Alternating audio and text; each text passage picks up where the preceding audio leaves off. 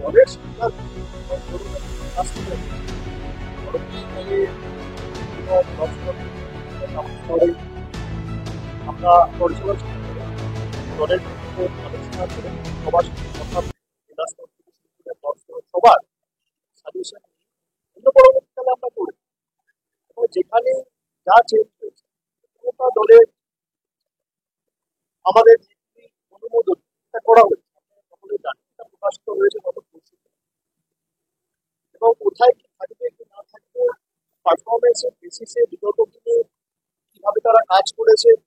অনেক জায়গায় অনেকে এমপি হয়ে গেছে তাদেরকে জেলা স্তর থেকে সরিয়ে এসে রাজ্যে নিয়ে আসা হয়েছে তারা রাজ্য স্তরে কেউ সাধারণ সম্পাদক হয়েছে কেউ সহসভাপতি হয়েছে কেউ সম্পাদক হয়েছে যারা জেলা স্তরে কাজ করেছিলেন তারা রাজ্য স্তরে কাজ করবে এবং সবার রোল অনেক জায়গায় চেঞ্জ হয়েছে অনেককে জেলা স্তরে নতুন ভাবে সুযোগ করে দেওয়া হয়েছে যারা হয়তো খুব ভালো প্রচেষ্টা করেছে কিন্তু আশানুরূপ বা প্রত্যাশিত হয়তো আমরা ফল করতে পারি কিন্তু পরিশ্রমের কোনো কমি রাখি তাদেরকেও আমরা পুরস্কৃত করেছি অনেক জায়গায় দল যারাই পরিশ্রম করেছে যারা দলের জন্য প্রাণপাত করে নির্বাচন থেকে শুরু করে সারা বছর মানুষের কাছে সরকারের ইতিবাচক জনসেবামূলক কাজ কর্মসূচি নিয়ে মানুষের দুয়ারে পৌঁছেছে তাদের সকলকে যথাযথভাবে দল পুরস্কৃত করার চেষ্টা করেছে এবং আমাদের সকলের লক্ষ্য ছিল যে সবাই মিলে ঐক্যবদ্ধ হয়ে যাতে কাজ করে আপনি উত্তর কলকাতার ক্ষেত্রে বা বীরভূমের ক্ষেত্রে যেটা বলছেন সেখানে নেতাজি ইন্ডোরে মমতা বন্দ্যোপাধ্যায় নিজে বলেছেন যে কোর কমিটিতে যারা ছিলেন সেখানে অনুব্রত মণ্ডলও থাকবে গতকাল কোর কমিটির মিটিংও হয়েছে বীরভূমে আপনারা দেখেছেন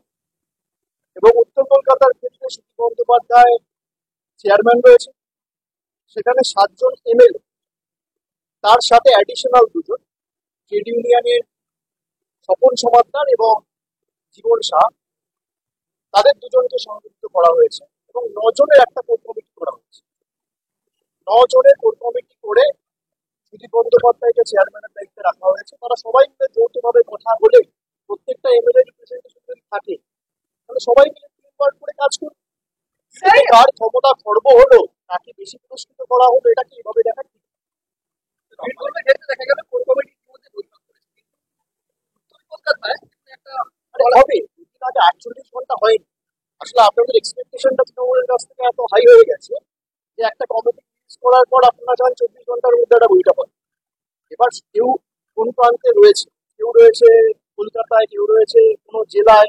কেউ গেছে কোনো তীর্থস্থান ভ্রমণে সবাইকে তো 1,000 টাকা আসতে 2 দিন টাইম লাগে তো নিশ্চিতভাবে বীরভূমে যেমন গতকাল হয়েছে অপেক্ষা করুন নিশ্চিতভাবে উত্তর কলকাতাতেও আমি একটা কথা বলি গণতান্ত্রিক দেশে গণতান্ত্রিক ভাবে আন্দোলন করা প্রতিবাদ করা বা কোনো রকম ভাবে প্রতিবাদ প্রদর্শন করা অধিকার সবার আছে আর বাংলা বলে নয় ভারতের যত রাজ্য আছে ভারতের প্রত্যেকটা জায়গায় অধিকার রয়েছে কিন্তু আমি কোনোভাবে তাদের আন্দোলনকে ছোট করবো না সে দৃষ্টতা আমার নেই আমি কোনোভাবে চাই না এই আন্দোলনকে রাজনৈতিক রঙে রাঙানো হোক কিন্তু যারা আন্দোলন করছে আমার তাদের কাছে অনুরোধ থাকবে যে আন্দোলন কখনো হিংসাত্মক নয় আমি কিছু ফুটেজ দেখেছি আমি কাউকে দায়ী করছি যে জোর জবরদস্তি গেট ভেঙে দেওয়া হচ্ছে আন্দোলন কখনো উগ্র হয় আন্দোলন কখনো হিংস্র হয়